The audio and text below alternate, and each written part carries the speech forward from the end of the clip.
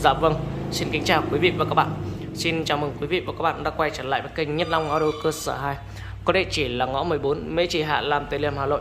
Và đây là một trong những kênh chuyên test và giới thiệu những sản phẩm mới nhất của bên em. Và cũng như tiếp tục trong video clip hôm nay, cả bên em lên sóng và test cho quý vị và các bạn cùng thẩm qua chất âm của cặp loa của hãng JBL có model là 4343 và phối ghép cùng với lại chiếc âm ly của hãng Lachman có model là L509F.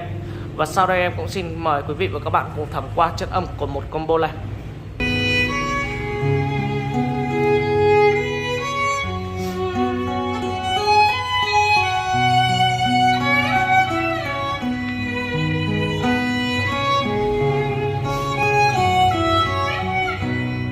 Khi mới thương nhau anh hay nắm tay em dặn dò, cho dù cuộc đời là bể sâu trái ngang.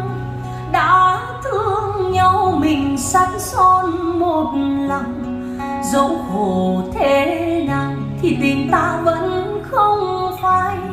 Khi đó bên nhau ta xây biết bao nhiêu mộng vàng, ta hẹn mùa xuân sang mình sẽ cưới nhau. Lá thu bay rồi đến đông gần tàn, giấc mộng sắp thành thì bóng ai đổi thay.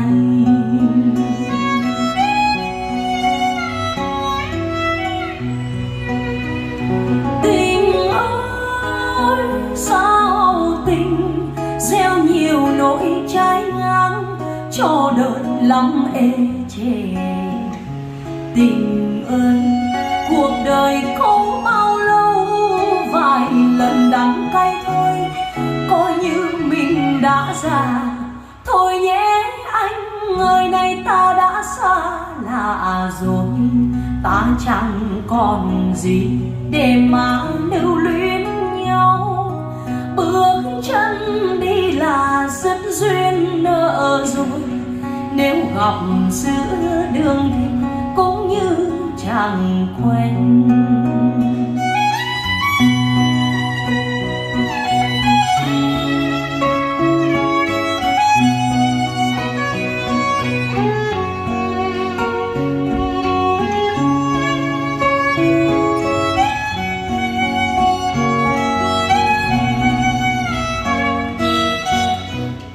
Khi đó bên nhau ta xây biết bao nhiêu mộng vàng, ta hẹn mùa xuân sang mình sẽ cưới nhau. Lá thu bay rồi đến đông gần tàn, giấc mộng sắp thành thì bóng ai đổi thay.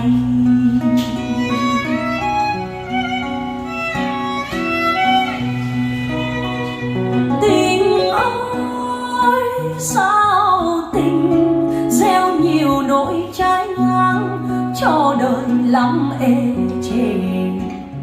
Tình ơi cuộc đời có bao lâu, vài lần đắng cay thôi, coi như mình đã già.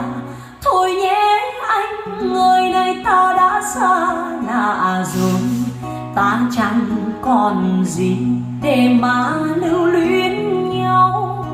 Bước chân đi là dứt duyên nợ rồi, nếu gặp giữa đường thì cũng như chẳng quen. Bước chân đi là dứt duyên nợ rồi, nếu gặp giữa đường thì cũng như chẳng quen.